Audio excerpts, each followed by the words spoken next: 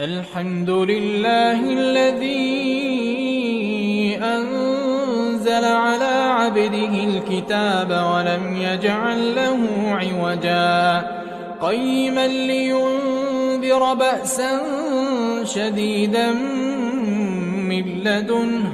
ويبشر المؤمنين الذين يعملون الصالحات أن لهم أجرا حسنا ماكثين فيه أبدا وينذر الذين قالوا اتخذ الله ولدا ما لهم به من علم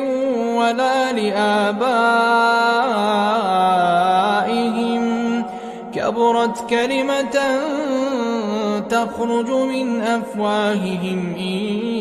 يقولون إلا كذبا.